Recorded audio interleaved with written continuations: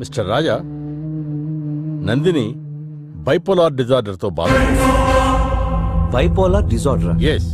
అంటే నువ్వు చెప్పిన దాన్ని బట్టి చూస్తే ఇది ఇనిషియల్ స్టేజ్లో ఉన్న బైపోలార్ డిజార్డర్ అంటారు. ఏదైనా ఒక విషయం గురించి మనం బాగా ఆలోచించినప్పుడు లేదా ఎవరైనా ఒక వ్యక్తిని గురించి ఎక్కువగా తెలుసుకోవాలి అని అనుకున్నప్పుడు ఆ విషయం గురించి కానీ ఈ వ్యక్తికి సంబంధించిన దృశ్యాలు మనకు కనిపిస్తూ ఉంటాయి. హాస్టల్లో రుబీనాకు సంబంధించిన విషయాలను పదే పదే చర్చించడం, రుబీనాకు సంబంధించిన వస్తువులను కనిపించేలా చేయడం ద్వారా ఆమెకి సంబంధించిన విషయాలను బలవంతంగా నందిని బ్రెయిన్ లోకి ఎక్కించడం జరిగింది. రుబీనా గురించి విపరీతంగా ఆలోచిస్తున్న నందినికి కొన్ని అనుకోని సంఘటనలు ఎదురవడంతో నిజంగా రుబీనాయే తనకు ప్రేతాత్మగా మారి కనిపిస్తోందన్న నిర్ణయానికి వచ్చింది. రుబీనాని ఇమాజిన్ చేసుకోవటం దాంతో నందిని బ్రెయిన్ లో తనకు తెలియకుండానే రుబీనా అనే స్ప్లిట్ పర్సనాలిటీ డెవలప్ అయింది.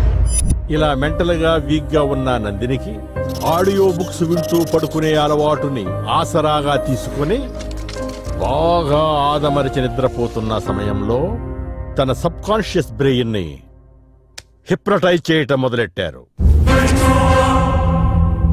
అలా తనలోని స్ప్లిట్ పర్సనాలిటీని ట్రిగ్గర్ చేస్తూ తను రుబీనాగా మారి సూసైడ్ చేసుకునే విధంగా సజెషన్స్ ఇవ్వటం మొదలెట్టారు. అలా యాప్ ని కంట్రోల్ చేయడానికి ఎప్పటికప్పుడు అప్డేట్ ఇవ్వడానికి వైఫైని వాడుకున్నారు. సింపుల్ గా చెప్పాలి అంటే it is cold blooded murder by sound hypnotism.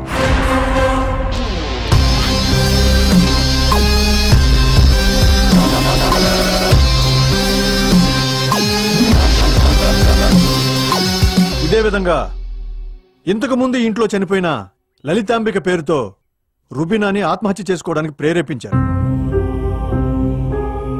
ఈ కేసును ఇన్వెస్టిగేట్ చేస్తున్న మా కానిస్టేబుల్ ని అత్యంత దారుణంగా చంపేశారు. ఇప్పుడు రుబీనా పేరుతో నందినిని కూడా చంపబోయారు. దీనికంతటికి హాస్టల్లో ఉండి సహాయం చేసింది హాస్టల్ వార్డెన్ డయానా అయితే,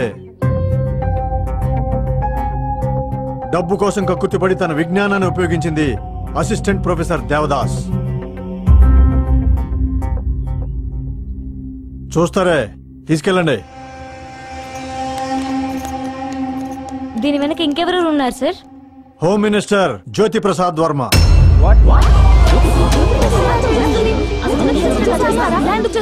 ఒక బాధ్యత గల పోలీస్ ఆఫీసర్ గా మీ దగ్గర సాక్ష్యాధారాలు ఉన్నాయా? ఈ రాజా హరిశ్చంద్ర ప్రసాద్ హాస్టల్ వెనుక ఉన్న 2000 ఎకరాల స్థలంలో మన కొత్త రాజధాని అభివృద్ధి కోసం గౌరవనీయులైన ముఖ్యమంత్రి గారు అతి ముఖ్యమైన ప్రాజెక్టులను ప్రారంభించబోతున్నారు. ఆల్రెడీ తమ రాజకీయ పలుకుబడిని ఉపయోగించి వీలైనంత మేర స్థలాన్ని ఆక్రమించేశారు మన ప్రియతమ హోమ్ మినిస్టర్ జ్యోతి ప్రసాద్ వర్మ గారు. ఇక మిగిలింది ఈ హరిశ్చంద్ర ప్రసాద్ ట్రస్ట్ కు సంబంధించి 500 ఎకరాల భూమి, ఇంకా ఈ స్థలం. దీన్ని కూడా ఎలాగైనా ఆక్రమించేద్దాం అనుకున్నారు. కానీ ఇది ప్రభుత్వ అధీనంలో ఉన్న ట్రస్ట్ కాబట్టి ఏమీ చేయలేకపోయారు. అందుకే ఈ ట్రస్ట్ లో ఉన్న నలుగురిని ఆ 2000 ఎకరాలకి బినామీలుగా పెట్టుకున్నారు. ఎక్కడైనా దేవుడు ఉన్నాడంటే వెంటనే అక్కడ గుడి కట్టేస్తాం. అదే దెయ్యం ఉందంటే ఆ స్థలం ఎందుకు పనికి రాకుండా పోతుంది. ప్రభుత్వం కూడా ఆ స్థలాన్ని అతి తక్కువ ధరకి వేలం వేస్తుంది. అలా ఆ భూమిని దక్కించుకునేందుకు మాస్టర్ ప్లాన్ వేశారు జ్యోతి ప్రసాద్ వర్మ గారు.